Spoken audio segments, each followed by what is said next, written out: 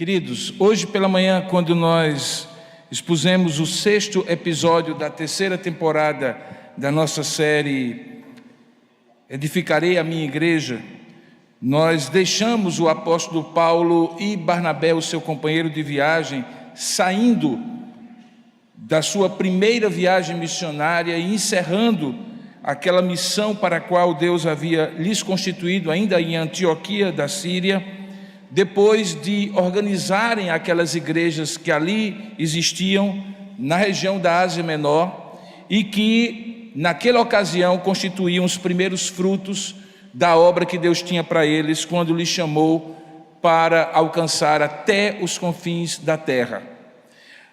Nós pretendemos chegar ao dia de hoje, ao final do dia de hoje, praticamente no meio, um pouco mais à frente do livro de Atos dos Apóstolos. Eu vou explicar melhor. É porque, ao mesmo tempo que o apóstolo Paulo e Barnabé já podiam contar os frutos do que Deus havia feito naquelas 4 igrejas, Antioquia da Pisídia, Icônio, Listra e Derbe, antes de começar a segunda viagem missionária, talvez no capítulo 15 de Atos, que eu já lhe convido a abrir, um dos mais importantes e significativos episódios da história da igreja apostólica, da igreja primitiva. Porque nós estamos diante do primeiro concílio universal da igreja.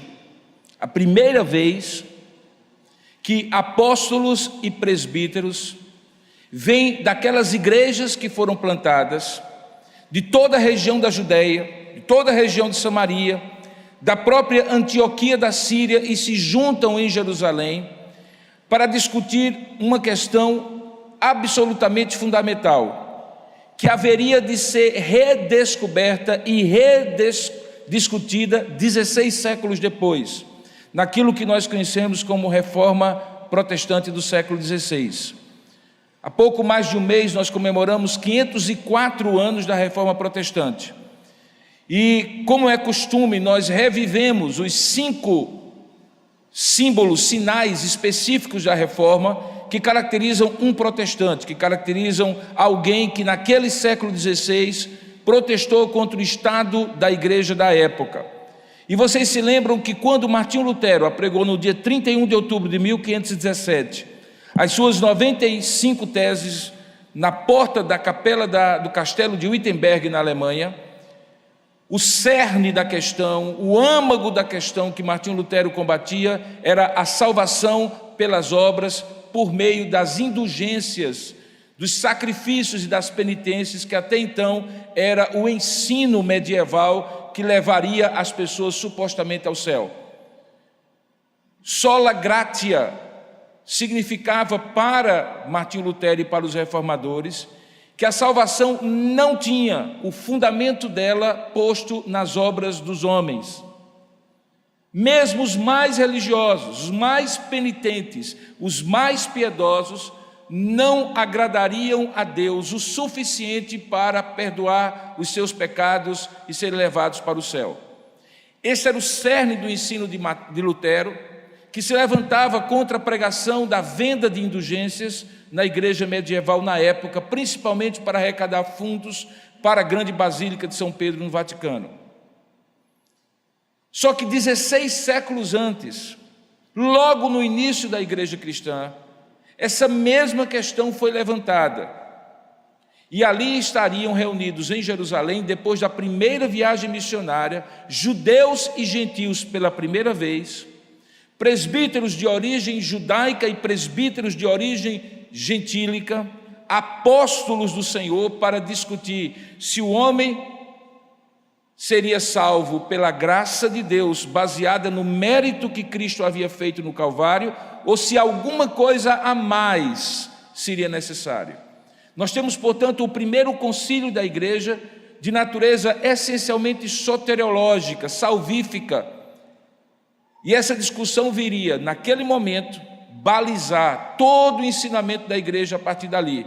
Por isso esse concílio é considerado o concílio mais importante da história da igreja, mesmo que outros tantos importantes tenham passado depois. Portanto, abra sua Bíblia, porque nós estamos exatamente no intervalo entre a primeira viagem missionária de Paulo e a segunda que ele haveria de fazer, e no meio se reúne a igreja no concílio chamado Concílio de Jerusalém. Como nós veremos, isso é absolutamente fundamental para que nós tenhamos hoje uma fé cristã saudável, que não nos leve ao falso engano de que temos alguma coisa para retribuir, para pagar, para vender a Deus, mesmo que seja algo muito religioso. Diz assim a palavra de Deus em Atos capítulo 15, a partir do verso 1.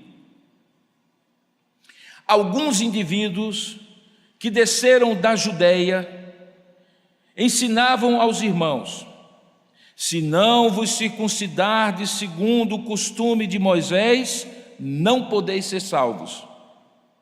Tendo havido da parte de Paulo e Barnabé contenda e não pequena discussão com eles, resolveram que esses dois, Paulo e Barnabé, e alguns outros dentre aqueles que assim ensinavam, subissem a Jerusalém aos apóstolos e presbíteros daquela igreja mãe naquela cidade, com respeito a essa questão. Enviados, pois, e até certo ponto acompanhados pela igreja, atravessaram as províncias da Fenícia e de Samaria, e por onde passavam narravam a conversão dos gentios, causando grande alegria a todos os irmãos. Tendo eles chegado a Jerusalém, foram bem recebidos pela igreja, pelos apóstolos e pelos presbíteros, e relataram tudo o que Deus fizera com eles. Insurgiram-se, entretanto, alguns da seita dos fariseus que haviam crido, dizendo: é necessário circuncidá-los e determinar-lhes que observem a lei de Moisés. Então se reuniram os apóstolos e os presbíteros para examinar a questão. Havendo grande debate, Pedro tomou a palavra e lhes disse: irmãos, vós sabeis que desde há muito, e ele se referia a Atos capítulo 10, a experiência que ele havia tido, Deus me escolheu dentre vós, para que por meu intermédio ouvissem os não-judeus, os gentios, a palavra do Evangelho e crescem. Ora, Deus que conhece os corações, lhes deu testemunho, concedendo a eles o Espírito Santo, assim como também a nós concedera. Ele estava comparando Atos 2, dia de Pentecostes, com Atos 10, na casa de Simão Pedro, na cidade de Jope, quando o Espírito Santo também desceu sobre os gentios. E ele continua: Deus, além de conhecer o coração e lhes dar testemunho, concedendo o Espírito Santo, não estabeleceu distinção alguma entre nós, judeus, e eles, gentios, purificando-lhes pela fé o coração. Agora, pois, porque tentais a Deus, pondo sobre a cerviz os ombros dos discípulos um jugo, um peso, que nem mesmo nossos pais puderam suportar, nem mesmo nós. Mas nós cremos que fomos salvos pela graça do Senhor Jesus, como também aqueles, os gentios o foram. E então toda a multidão silenciou, passando agora a ouvir Barnabé e a Paulo, que contavam quantos sinais e prodígios Deus fizera por meio deles entre os gentios. E ele se referia à acabada viagem que eles tinham feito. Depois que eles terminaram, então falou Tiago, dizendo: irmãos, atentai nas minhas palavras. Simão Pedro expôs como Deus primeiramente visitou os gentios, a fim de constituir dentre eles um povo para o seu nome. Conferem com isto as palavras dos profetas, como está escrito: cumpridas estas coisas, voltarei e reedificarei o tabernáculo caído de Davi, e levantando-se de suas ruínas, restaurá-lo-ei, para que os demais homens, se referindo aos gentios, busquem o Senhor, e também todos os gentios sobre os quais tem sido invocado o seu nome. Diz o Senhor, que faz estas coisas conhecidas desde séculos. Pelo que julgo eu, Tiago, não devemos perturbar aqueles que dentre os gentios se convertem a Deus, mas apenas escrever-lhes que se abstenham das contaminações dos ídolos, bem como das relações sexuais ilícitas, da carne de animais sufocados e do sangue, porque Moisés tem em cada cidade, desde tempos antigos, os que o pregam nas sinagogas, onde é lido todos os sábados. Então pareceu bem aos apóstolos e aos presbíteros, com toda a igreja ali reunida, tendo elegido homens dentre eles, enviá-los, juntamente com Paulo e Barnabé, a Antioquia. E os homens foram Judas, chamado Barsabás, que não tem nada a ver com Judas Iscariotes, é outra pessoa, e Silas, homens notáveis entre os irmãos. E escreveram por mão deles o seguinte, naquilo que ficou conhecida como a primeira carta conciliar da história da igreja. Os irmãos, tanto os apóstolos como os presbíteros, aos irmãos de entre os gentios em Antioquia, Síria e Cilícia, saudações. Visto sabermos que alguns que saíram de entre nós, sem nenhuma autorização, vos têm perturbado com palavras, transtornando a vossa alma, pareceu-nos bem, chegados a pleno acordo, eleger alguns homens e enviá-los a vós outros com os nossos amados Barnabé e Paulo, homens que têm exposto a vida pelo nome de nosso Senhor Jesus Cristo. Enviamos, portanto, Judas e Silas, junto com Paulo e Barnabé, os quais pessoalmente vos dirão também estas coisas, pois pareceu bem ao Espírito Santo e a nós não vos impor maior encargo além dessas coisas essenciais, que vos abstenhais das coisas sacrificadas a ídolos, bem como do sangue, da carne de animais sufocados e das relações sexuais ilícitas. Destas coisas fareis bem se vos guardardes. Saúde. Os que foram enviados, então, desceram logo para Antioquia com esta carta, e tendo reunido a comunidade da igreja de Antioquia, entregaram a epístola. Quando a leram, sobremaneira se alegraram pelo conforto recebido. Judas e Silas, que eram também profetas, consolaram os irmãos com muitos conselhos e os fortaleceram. E tendo-se demorado ali por algum tempo, os irmãos os deixaram voltar em paz aos que os enviaram. Mas pareceu bem a Silas permanecer ali, e Paulo e Barnabé demoraram-se em Antioquia, ensinando e pregando com muitos outros a palavra do Senhor. Terminada estava a controvérsia, pelo menos por enquanto. Vamos orar e pedir a bênção de Deus? Ó Deus, fala ao nosso coração na medida em que vamos expor a Tua palavra. Certamente não somos capazes de interpretá-la com os nossos olhos, com a nossa inteligência limitada. Precisamos de Ti, da iluminação do Teu Espírito, o mesmo Espírito que inspirou esta palavra e que pode abrir o nosso entendimento e falar conosco, nos dando a certeza da Tua verdade naquilo que nós iremos expor, falar e ouvir. Abençoa cada um de nós, traz para Ti a concentração da nossa mente, não nos deixe dispersar os pensamentos, nem nos distrair com absolutamente nada, a não ser com a exposição da Tua palavra. E fala conosco, é o que nós oramos em nome de Jesus. Amém.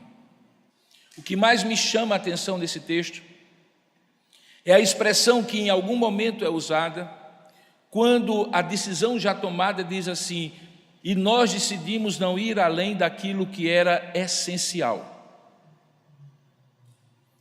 Toda igreja, uma igreja pequena como essa, relativamente pequena, uma grande denominação formada por várias igrejas, a cristandade, de um modo geral, sempre terá pensamentos diferentes, controvérsias, polêmicas.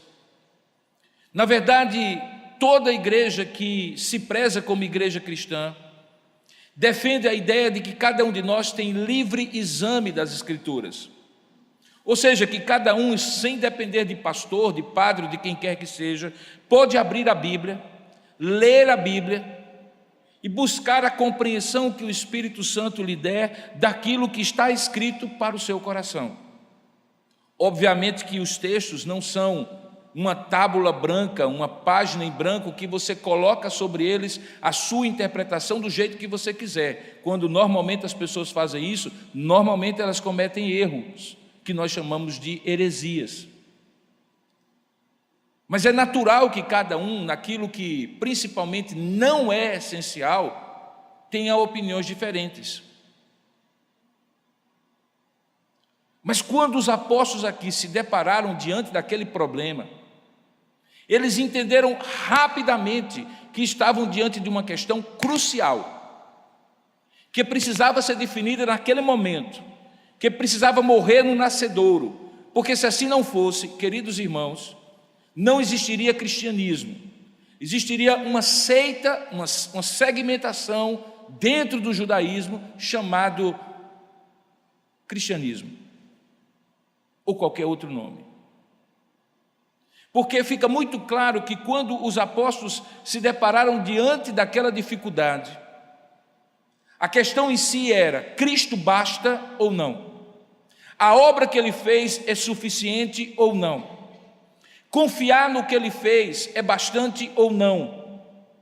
O que ele fez foi baseado em uma antevisão de algum mérito que nós tivéssemos para escolher um e não o outro para a salvação, ou ele simplesmente derramou a sua graça sobre aqueles que ele havia escolhido para que eles fossem salvos apesar deles e não por causa deles?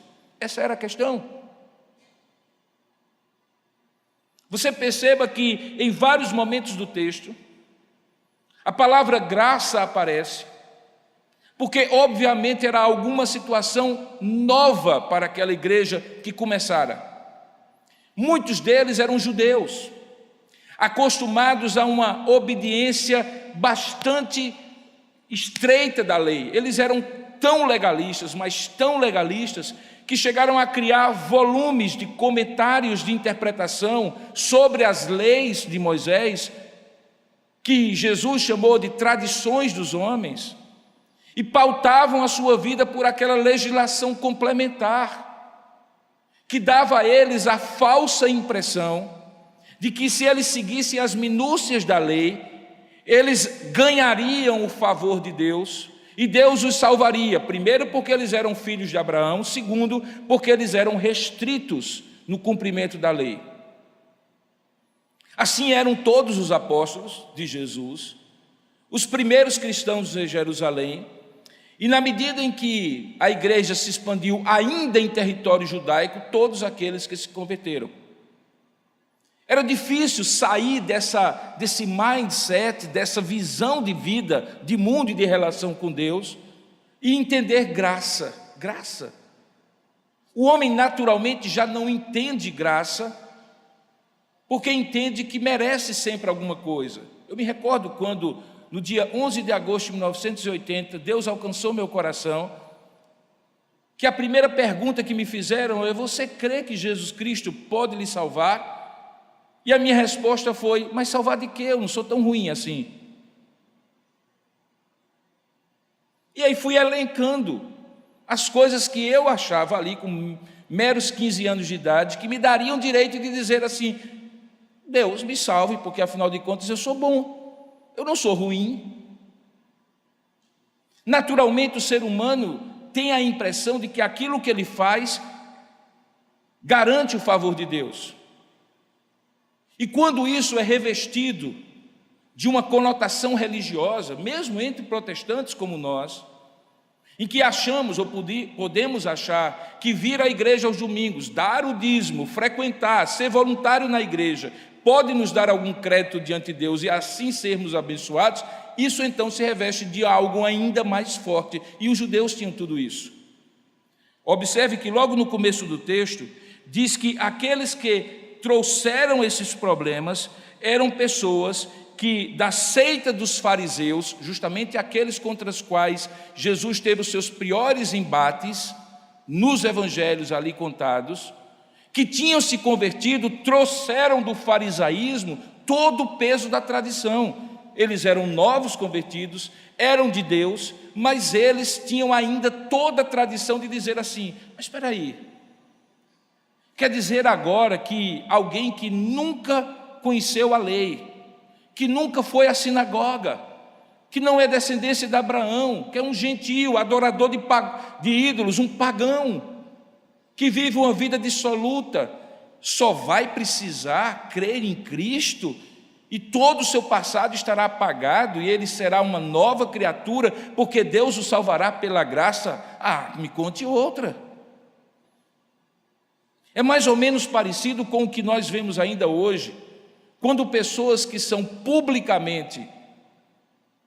que têm publicamente uma história de vida bastante afastada de Deus, aqueles que realmente encontram com Deus, enfrentam sempre aquela ideia: mas será que é assim? O cara faz o que quer, diz o que quer, e aí é só se converter? No caso dos fariseus, o problema era ainda mais forte, porque eles se achavam os merecedores, e não podia ter um caminho mais direto, já que eles não tinham tido um caminho mais direto a Deus, era sempre mediado por essas tradições. Então eles trazem esse problema quando começam em Antioquia da Síria a ouvir o apóstolo Paulo e Barnabé contando o que Deus havia feito em Antioquia da Pisídia, em Icônio, em Listra, em Derbe, de como os judeus tinham se convertido nas sinagogas, mas também como os gentios tinham se convertido. Eles então, ao ouvirem isso, diz o texto, que surgiu, verso 2, não pequena discussão com eles, Paulo e Barnabé. E então aquela igreja, entendendo que o assunto extrapolava a sua jurisdição local, envia Paulo e Barnabé e esses que estavam com ele discutindo para Jerusalém.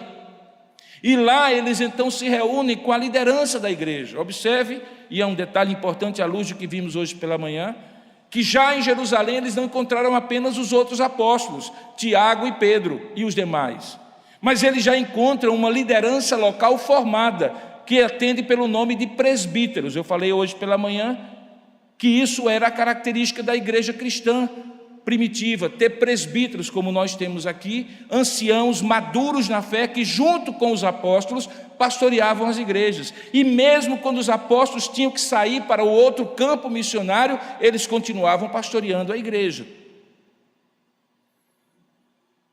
Aquela caravana sobe para Jerusalém, e lá diz o texto que houve uma grande reunião.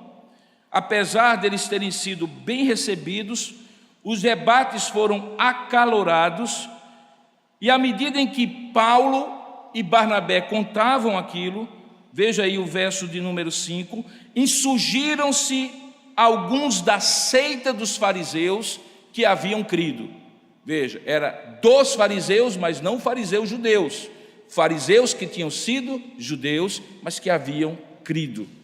Depois, com o passar da carruagem, eles começaram a ser conhecidos na igreja como os judaizantes. Paulo chega a escrever uma carta, a carta aos Gálatas, para aquelas igrejas iniciais, e que é a primeira carta que Paulo escreve, para corrigir os irmãos da Galácia, que estavam indo para o caminho dos judaizantes. Esses homens se insurgem, e veja qual era o ponto deles, no verso 5 ainda. Eles diziam e afirmavam e ratificavam: é necessário circuncidá-los e determinar-lhes que observem a lei de Moisés. O caminho era muito simples de compreender. Eles não aceitavam que do paganismo as pessoas passassem direto para o cristianismo, por meio da conversão pela fé em Jesus Cristo.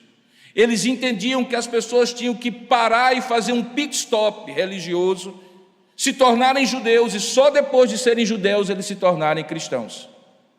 Parecia ser um detalhe mínimo, mas não era. A igreja em Jerusalém, apóstolos e presbíteros, entendeu que aquilo era essencial. E por que era essencial? Porque se há alguma coisa que é fundamental para compreender a fé cristã é que só Cristo salva. Não precisa nada antes, não precisa nada depois, porque a fé cristã afirma que a salvação não é baseada em nada que eu tenha feito antes ou que eu tenha feito depois de Cristo se apresentar para mim. A minha fé em Cristo é a confiança de que aquilo que Ele fez na cruz do Calvário e que não depende de mim, foi graça, foi amor sacrificial, é suficiente. Eu devo sim viver de maneira obediente para agradar a Ele, sim, sem dúvida. Eu devo obedecer a Ele e a sua palavra, sim, sem dúvida. Eu devo tê-lo como prioridade da minha vida, sim, sem dúvida. A minha graça recebida motiva o meu coração para que eu ofereça a gratidão ao Senhor, sim, sem dúvida. A melhor forma de agradecer é obedecer, sim, sem dúvida. Mas isso não me salva, nem antes, nem durante, nem depois. Ali estava, irmãos, a encruzilhada da igreja cristã. Se isso fosse aceito, então a igreja seria uma derivação do judaísmo. Seria como fariseus, como saduceus ou qualquer outro ramo do judaísmo. Cristo teria morrido em vão. Já não mais seria solos Christus, só Cristo, nem sola gratia, só a graça, nem sola fidei, porque não seria mais somente a fé, era fé mais circuncisão e obra segundo a lei de Moisés. Como é que a igreja resolve isso? É curioso, né, irmãos, porque nós somos acostumados, pelo menos eu assim fui, a olhar para os concílios religiosos como um lugar em que as contradições aparecem. Historicamente, a gente olha para os concílios da igreja e diz assim: eles decidiram em vários momentos de maneira errada, eles decidiram de maneira contraditória, debateram durante meses, algumas vezes durante anos, para decidir uma questão. Será que esse povo não tinha o que fazer? Normalmente é a visão popular que se tem dos concílios. No entanto, este concílio era formado dos apóstolos, ou era formado dos apóstolos de Jesus Cristo, aqueles que tinham caminhado com Jesus, ouvido os seus ensinos, deixado o judaísmo e passado a ser judeus convertidos ao Messias que haveria de ser esperado e que havia aparecido e que havia encarnado, feito sacrifício no Calvário. E junto com eles a primeira geração dos novos convertidos na igreja de Jerusalém e que de maneira madura foram eleitos para se tornarem os líderes daquela igreja, que são os presbíteros. Portanto, nós não temos aqui, irmãos, uma distância muito grande entre o ensino original de Jesus e aquilo que eles tinham que decidir, porque eles eram aqueles que tinham sido testemunhas do que Jesus havia ensinado. Eles eram, sem dúvida alguma, o corpo de concílio mais autorizado por Deus que a igreja já viu. Eles eram os originais. Eu gostaria de destacar 3 participações e com elas destacar o fundamento dos argumentos de cada um e depois aplicar para que você entenda o que é que tudo isso tem a ver com você hoje, em pleno século 21. O primeiro é o argumento que Pedro usa. Quem estava dirigindo essa assembleia não era Pedro, era Tiago. Tiago tem uma postura de presidir, de moderar, de liderar. Tanto é que ele faz depois menção ao que um falou, menção ao que outro falou, mostrando as posições e tentando causar uma conciliação que ele inclusive propõe. Pedro é o primeiro que fala. E ele disse: irmãos, vocês hoje estão ouvindo o que Paulo e Barnabé estão contando do que ocorreu na Ásia Menor. Mas vocês esqueceram que aqui mesmo, pertinho, na cidade de Jope, conforme está contado por Lucas em Atos 10, eu estava um dia orando, quando me deu uma visão ao meio-dia, de um cesto, de um lençol descendo dos céus, e dentro do lençol, todo tipo de animal impuro para nós judeus, que a lei de Moisés proibia que a gente comesse. Vocês se lembram que eu contei inclusive aqui para vocês? Vocês se lembram que fui eu, que estou aqui, não Paulo e Barnabé apenas depois, mas eu que originalmente fui levado a compreender, depois que mensageiros foram enviados para mim, dizendo que eu devia ir para a casa de um homem que matava animais e curtia a pele, chamado Simão, meu homônimo, e lá eu vi uma assembleia de gentios reunidos, que Deus havia reunido falando com ele, e eu me vi agora, um judeu, entrando na casa de um gentio, convivendo com eles e sendo levado por Deus a pregar o evangelho. Vocês se lembram disso?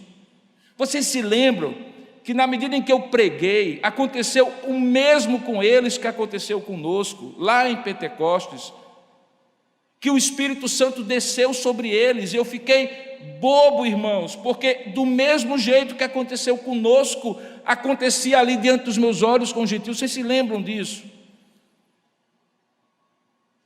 Pedro traz para o argumento da decisão um testemunho pessoal,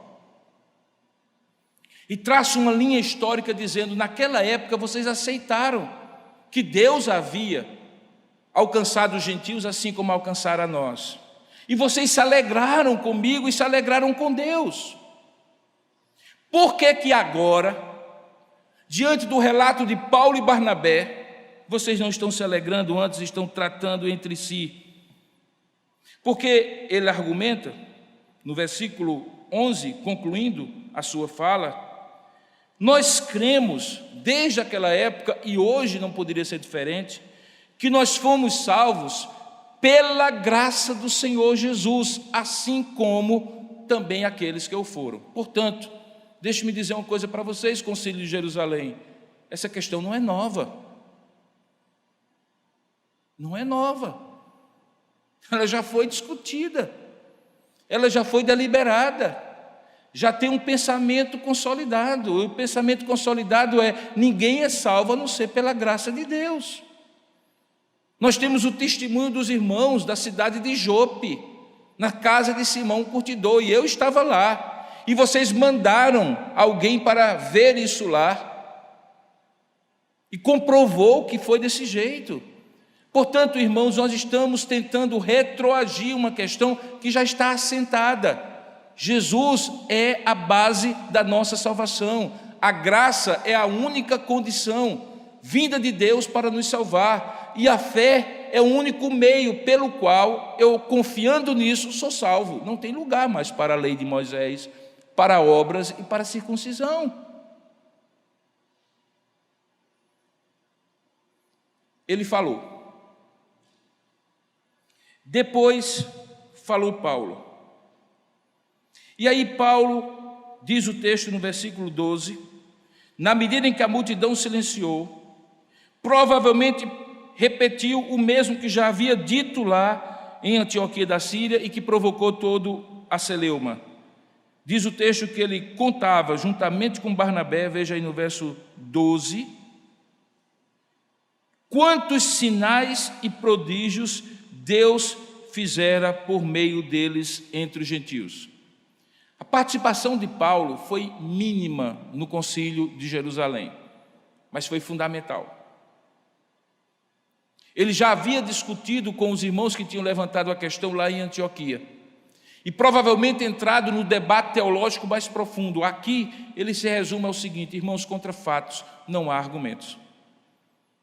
Deus promoveu sinais e prodígios. Se não fosse isso de Deus, Deus não teria feito entre eles sinais e prodígios. E nós contamos agora para vocês. E aí entra a participação do moderador Tiago. Tendo ouvido os irmãos, Pedro, tendo ouvido e Paulo e Barnabé, sabendo qual é a queixa que trouxe todo mundo aqui, olha só o que Tiago diz. Tiago então diz: irmãos, verso 13, atentai nas minhas palavras, e ele vai dar o parecer definitivo do concílio. Expôs Simão como Deus primeiramente visitou os gentios, a fim de constituir dentre eles um povo para o seu nome. Aí ele, nesse momento, traz menção a um texto do Antigo Testamento, dizendo que isto que estava sendo dito por Simão, conferia com isso as palavras dos profetas, de que Deus haveria de restabelecer um tabernáculo, um lugar de habitação dele, que era mais do que um lugar, era um novo povo chamado igreja, formado por gentios e judeus, e isso Tiago expõe para eles. E então no verso 19 ele dá o veredito.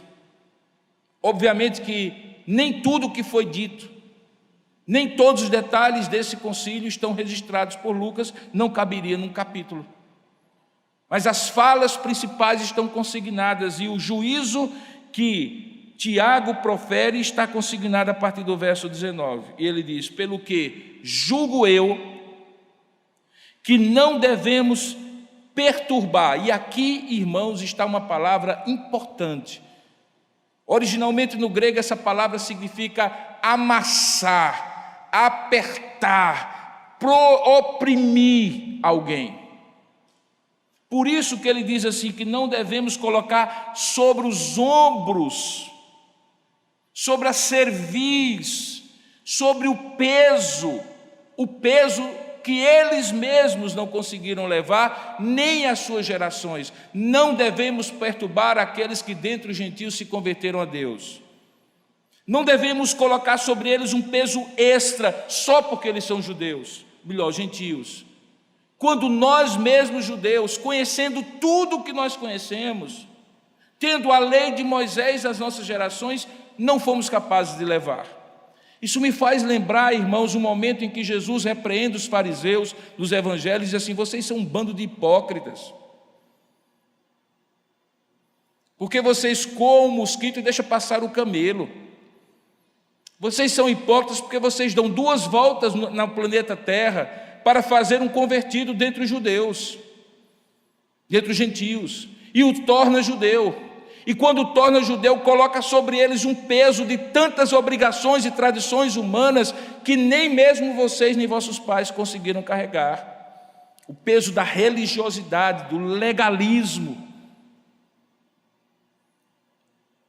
Diante daquilo que ele fala, que não devem perturbar aqueles que dentre os gentios se convertem a Deus, Tiago, de maneira muito parcimoniosa, muito comedida, mas muito consensual também, estabelece 4 princípios simples para que os judeus e gentios observassem, principalmente para que os gentios, como uma concessão no sentido de entender que isso aqui era fundamental para os judeus, como também deveria ser fundamental para eles.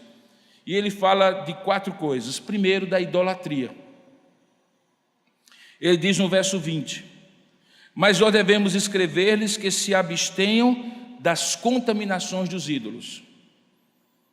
Os pagãos eram naturalmente idólatras. Quando você não tem a revelação do Deus verdadeiro, você cria Deus à sua imagem e semelhança. E como você não tem noção do culto a Deus, você cria cultos e adorações do seu jeito. E como você cria cultos e ações e orações do seu jeito, você oferece também oferendas a Deus do seu jeito. E era comum que os pagãos oferecessem comidas aos ídolos, como se os ídolos fossem agradados pelas comidas que recebessem. Era uma perversão daquelas ofertas que eram feitas, prescritas por Deus no Antigo Testamento.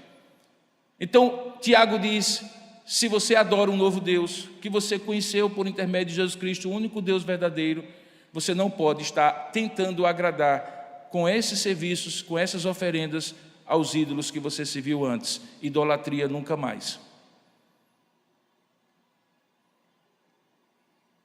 Depois Tiago diz que além de idolatria, eles não deveriam ter uma vida sexual pervertida, devassa, promíscua. Ele diz que eles deveriam se abster de relações sexuais ilícitas. A palavra é a mesma que é usada no Novo Testamento, no livro dos Evangelhos, para traduzir a ideia de porneia. Um termo genérico que diz que tudo aquilo que não é feito de acordo com o que Deus prescreve na convivência de um homem e de uma mulher no casamento é porneia. A fornicação, o sexo entre pessoas antes do casamento é porneia. O adultério, sexo com uma pessoa fora dos vínculos do casamento é porneia. A relação que não seja entre um homem e uma mulher é porneia. A relação com animais é porneia. Tudo aquilo que não fosse prescrito segundo a Escritura, dentro do contexto do casamento, como forma de expressão do amor de Deus e do amor para com aquela pessoa que Deus nos deu, do sexo oposto, é porneia. E ele diz assim, olha, do mesmo jeito que vocês só devem adorar ao único Deus verdadeiro, vocês só devem ter relações sexuais com o homem e com a mulher que Deus lhes deu no casamento, conforme foi desde a criação. Saiam disso. Se vocês tiverem mais de um homem, mais de uma mulher, ou qualquer outro tipo de relação sexual ilícita, se você é nova criatura, você tem que abandonar isso.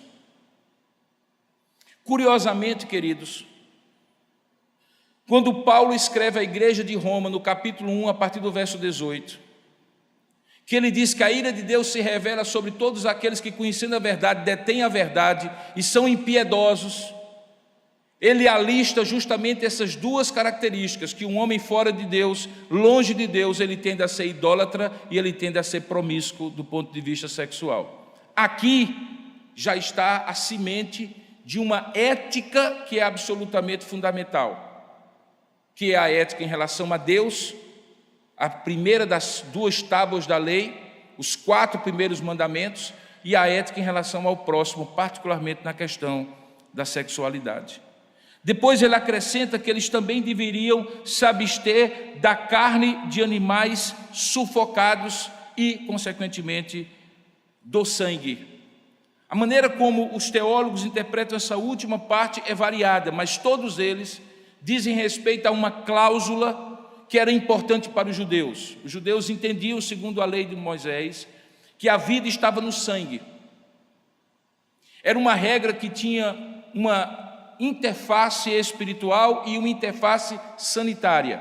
Muitas das leis de Moisés tinham a interface sanitária para evitar que dos fluidos do corpo humano houvesse contaminação de doenças que poderiam vir pelo sêmen, pelo sangue, pela respiração, pelas gotículas e assim por diante, como nós estamos vivendo, diga-se de passagem, nos dias de hoje. Então, muitas regras da lei de Moisés eram regras para preservar o povo justamente de uma pandemia como nós temos hoje. Hoje nós sabemos que alguns dos animais que eram proibidos na lei de Moisés eram animais que, diante das condições sanitárias daquela época, e até mesmo se hoje não forem bem cuidados e bem tratados, transmitem doenças.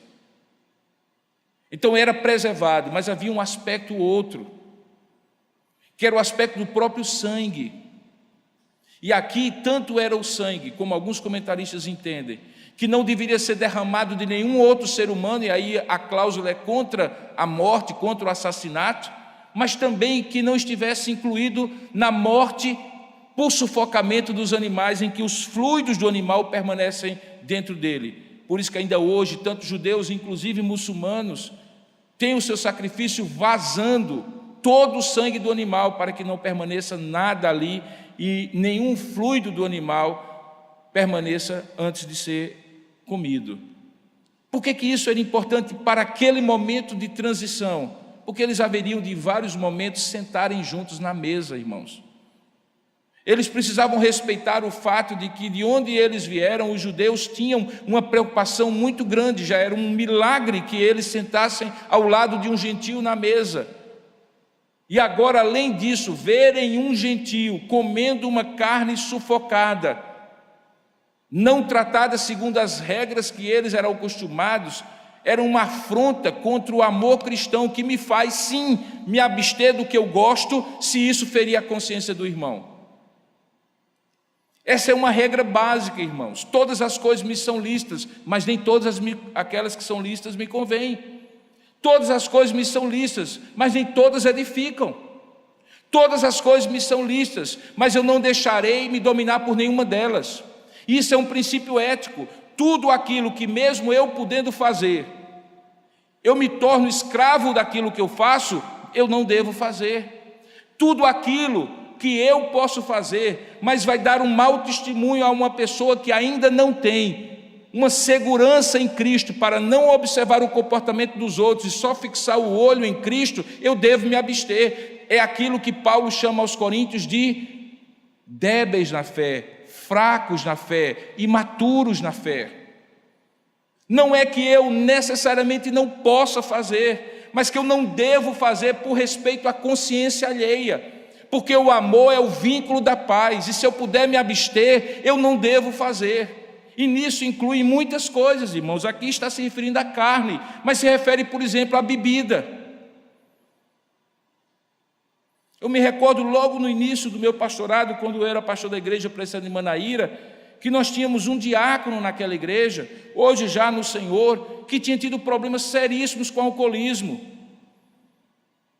Tinha feito coisas muito sérias na sua vida e estragado a sua vida por causa do alcoolismo.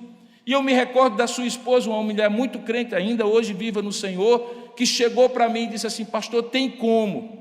Já que a Bíblia não diz que tem que ser vinho, mas diz que é fruto da videira, que o nosso cálice tenha suco de uva ao invés de vinho. E, irmãos, eu achei aquele cuidado dela tão singelo, porque ela sabia, como nós sabemos, que para um alcoólatra, uma pessoa que é alcoolista, usando um termo mais técnico e mais correto, um mero gole de álcool pode suscitar para ele um desejo desenfreado que o leva de volta ao vício.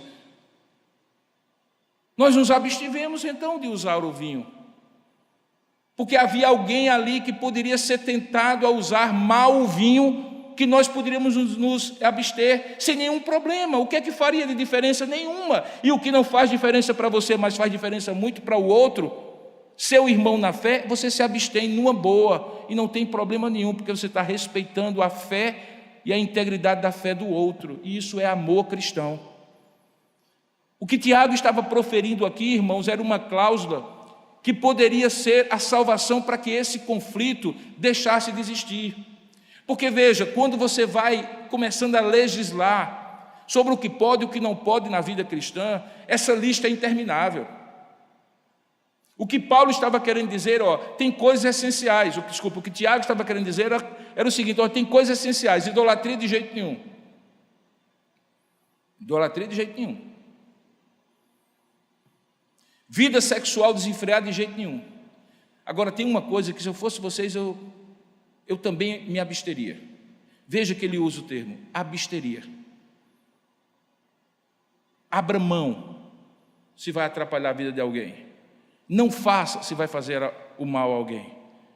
Se você está no seu ambiente familiar, em que você abriu uma garrafa de vinho para você, para sua esposa, para as pessoas que lhe conhecem, não causará nenhum mau testemunho, não há nada na Bíblia que lhe proíba disso. Mas se há fracos na fé, pessoas novas na fé, especialmente crianças, adolescentes, pessoas que eventualmente possam estar sendo afetadas, você pode e deve se abster.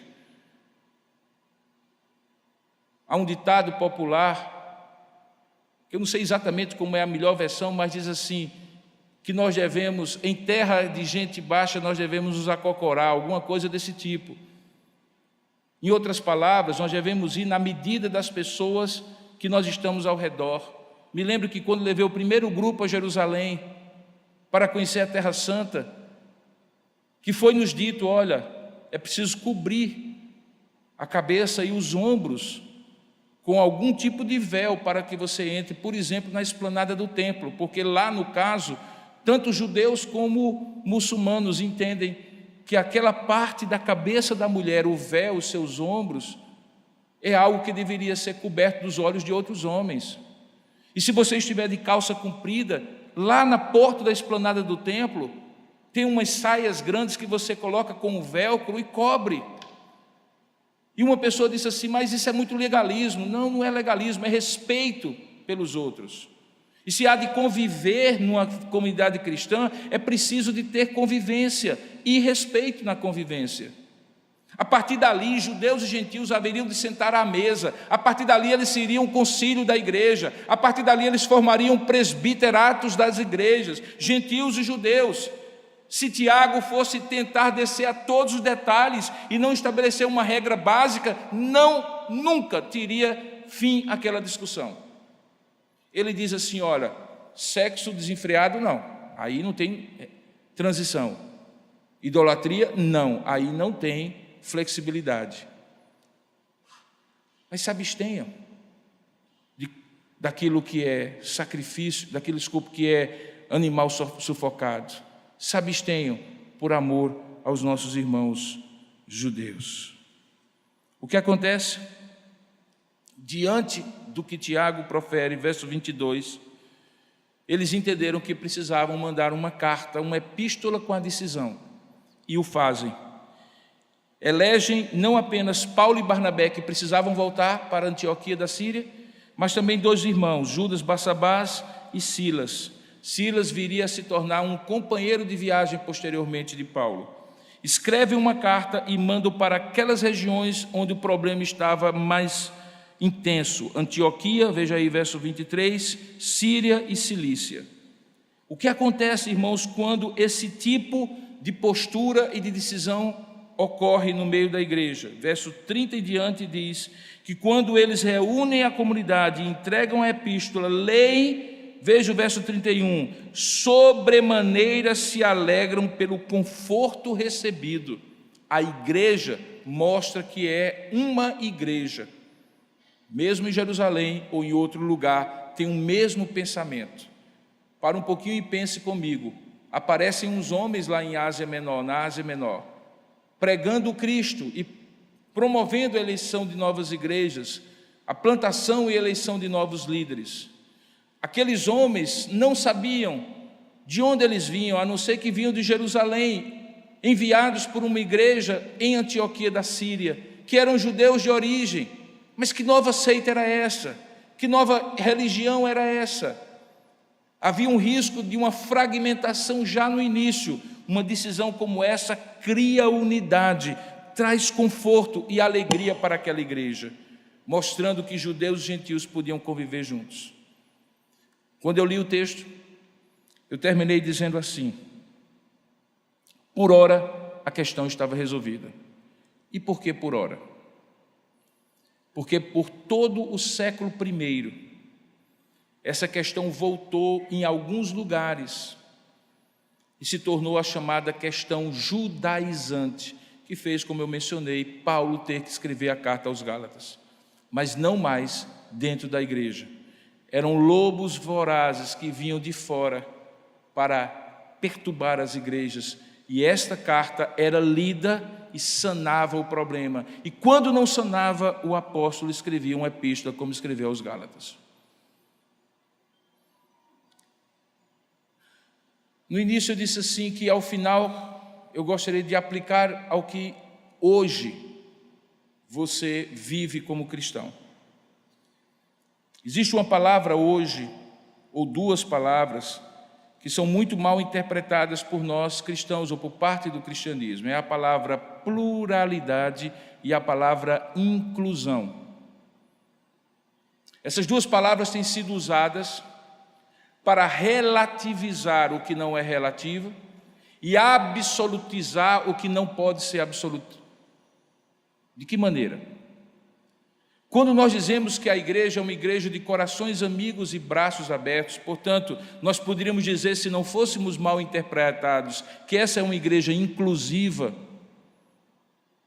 é porque ninguém será colocado para fora desta igreja ou de qualquer igreja cristã séria, por qualquer questão de ordem pessoal, espiritual, moral, porque nós entendemos, assim como aconteceu conosco, que Deus salva os que precisam ser salvos, e os que precisam ser salvos são salvos porque estão perdidos. Deus não foi enviado em Jesus Cristo para os sãos, mas para os doentes. Nesse sentido, Deus não faz acepção de pessoas, se a pessoa é religiosa ou não, se é católica romana, do espiritismo, da umbanda, do candomblé, todos são convidados a conhecer o Criador e a se submeter ao senhorio de Cristo. Cristo é o pomo ali que faz com que todos são atraídos para eles, porque não há nenhuma salvação em nenhum outro, Atos 4:12, senão em Cristo Jesus. Mas isso não significa, irmãos, que ao dizermos que poderíamos dizer que somos uma igreja inclusiva, porque queremos incluir todos os que Deus mandar para nós, que uma vez chegando à igreja, que uma vez conhecendo o Evangelho, a pessoa poderá viver de qualquer maneira, porque se não for, nós não estaremos sendo uma igreja que respeita as pessoas. Não é isso que o Evangelho ensina. O que o Evangelho ensina é que Deus nos recebe do jeito que somos, mas nos transforma naquilo que Ele deseja que sejamos. Deus recebe a qualquer um do jeito que qualquer um chega até Ele, mas uma vez chegando, nós não temos um livre passe para continuarmos a viver uma vida de todo jeito, pensando que Deus vai nos abençoar de qualquer maneira. A palavra de Deus continua valendo e a lei do Senhor continua valendo do ponto de vista moral e ético para dizer o que agrada a Deus e o que não agrada a Deus. E o que é que não agrada a Deus? Não terás outros deuses diante de mim. Não farás para ti imagem de escultura, não as adorarás, não lhe darás culto, não lhe prestarás culto. Santificarás o meu nome, não tomarás o nome do Senhor teu Deus em vão. Separarás para ti um dia de repouso e de descanso e consagrarás esse dia ao Senhor. Honrarás a teu pai e a tua mãe. Não matarás, não adulterarás, não dirás falso testemunho, não cobiçarás. A lei moral, os 10 mandamentos, continua valendo hoje, porque elas expressam o caráter de Deus, e se alguém é de Deus, vai querer agradar ao Deus que o salvou. Nós não seremos fundamentalistas, ou de qualquer outro dos nomes que normalmente se dão àqueles que prezam pela palavra de Deus ao dizermos isso. Teremos sim uma igreja plural, em que sentido? Em que nós temos origens diferentes, caminhamos por caminhos diferentes e Deus alcançou a cada um de nós, e naquilo que não for essencial, nós teremos as nossas opiniões e respeitaremos as opiniões dos outros, mas naquilo que for essencial, não há margem, porque o que está essencialmente tratado pela palavra de Deus é a vontade de Deus que subordina cada um de nós, que vincula cada um de nós. Então a ideia de que nós devemos ser inclusivos e pluralistas não vai até o limite absoluto, e isso não se torna uma verdade absoluta, e não relativiza o que Deus torna e diz que é absoluto na sua palavra. Isso é importante, queridos irmãos, e aqui eu chamo a atenção particularmente dos jovens, porque dia após dia nós estamos sendo bombardeados com a ideia de que os cristãos, especialmente os cristãos evangélicos protestantes, são fundamentalistas, são homofóbicos, são intolerantes, são incapazes de abrir o coração e os braços para receber todos aqueles que pensam diferente, respeitando suas convicções, mas não deixando de proferir a verdade. A verdade é, irmãos, que cada dia mais, assim como eles tentavam oprimir e amassar aqueles gentios com o legalismo que era típico da religiosidade judeu, hoje nós temos um outro tipo de intolerância legalista. É o que nos tenta obrigar a relativizar a verdade de Deus para abrir a porta para que qualquer pessoa, sob qualquer pretexto, para viver qualquer vida, de qualquer forma, se sinta recebido, acolhido, não apenas respeitado, mas aceito de qualquer maneira. E isso não é o Evangelho. Vivemos uma época muito difícil, Isto aqui nos ajuda a entender o que é essencial e que nós não podemos abrir mão daquilo que é relativo. E no que é relativo, será relativo. Será acolhido, respeitado. Posições políticas e ideológicas, se você as tem, sustente-as com bons argumentos e boa fundamentação. Seja coerente naquilo que você acredita e vá na direção do que você vê. Veja a história, não esqueça. Compare os posicionamentos políticos com a Escritura Sagrada. Mas isso é opinião. Se Cristo é ou não o único Salvador, não é opinião nessa igreja. Isso é essencial. Que Cristo é o cabeça desta igreja não é opinião, é fundamental. Que o governo da igreja se baseia no governo dos presbíteros, nós vimos hoje, mais uma vez, sim, isso não é opinião, está na Escritura Sagrada. Que a única maneira de ser salva por intermédio da fé em Jesus Cristo não é opinião, está na Escritura Sagrada. Que nada do que você tem pode lhe dar direito de barganhar com Deus, e que Deus não lhe abençoa se você der muito, isso não é opinião. É princípio básico. Deus lhe ama e lhe salva pela graça, não pelo que você faz ou deixa de fazer. Esse concílio foi fundamental porque lastreou muitas outras decisões ao longo da história e ainda hoje nos falam o coração, para não absolutizar o que é relativo e para não relativizar o que é absoluto. Para uma igreja nascente foi sobrevivência, para nós, 2000 anos depois, continua sendo sobrevivência, para que a igreja não se perca no mundanismo que a torna parecida a tudo que está lá fora, mas também não se perca a um legalismo que a fecha em 4 paredes, sem ser uma igreja de corações amigos e de braços abertos. Esse equilíbrio é aqui que nós encontramos. Que Deus nos abençoe e ajude você a praticá-lo e a cada um de nós, pela graça do nosso Senhor e Salvador Jesus Cristo. Amém. Senhor nosso Deus, dá-nos sim, Pai, a clareza daquilo que a Tua palavra nos ensina e ajuda-nos a aprender com esta decisão o que é essencial na nossa fé para convivermos mesmo com pessoas que pensam diferente umas das outras, de origens diferentes, de histórias de vida diferentes, entre os nossos judeus e os nossos gentios. Que o Senhor nos dê a essência da fé, da salvação em Cristo Jesus, e nos permita, naquilo que é relativo, sermos relativos, mas naquilo que é absoluto, jamais abrirmos mão. Dá-nos essa sabedoria e essa graça, pois é assim que nós te oramos, em nome e para a glória do nosso Senhor Jesus Cristo. Amém.